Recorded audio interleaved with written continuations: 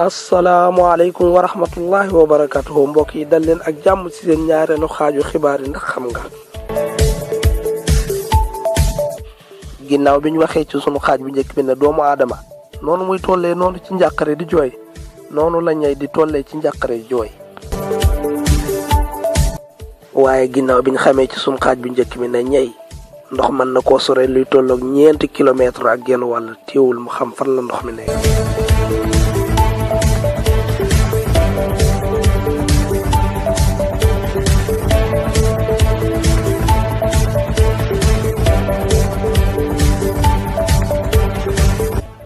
waaye ndax xam nga ne ñay mooy benn rabu àll bi nga xam ne mënta tëb maanaam mënta sotee.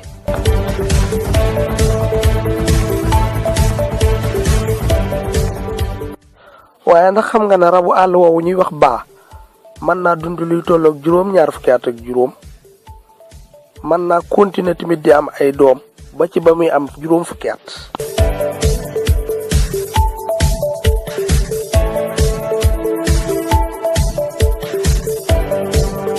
waaye ndax xam nga ne benn rab bi nga xam ne mënta génne làmmiñam ci diggante ñaari ngaamam mooy jësit.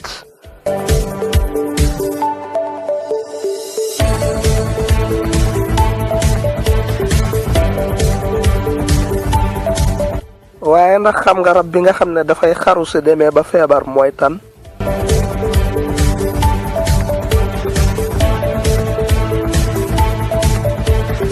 waaye ndax xam nga ne tan moomu mën naa dund lu man 2 fukki at ba ci fanweeri at.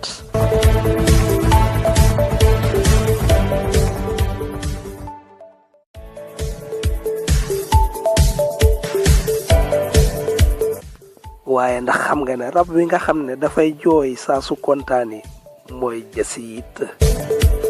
yàlla rek mooy yàlla kenn du yàlla ko yàlla.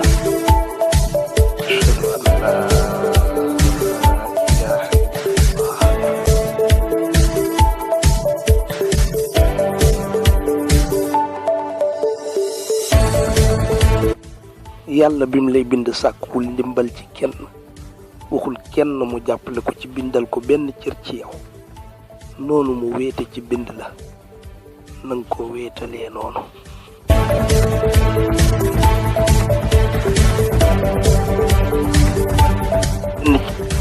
incha allah ñu ngi leen di jox ab daje ci 3e partie bi di leen ñaan balay boobu ngeen abonné ci sunu chaîne YouTube bi di Wolof Fall TV.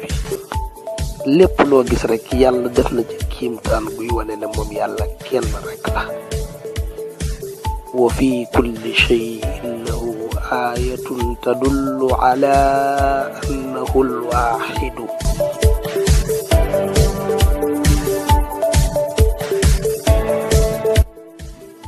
wassalaamu aleykum wa rahmatullahi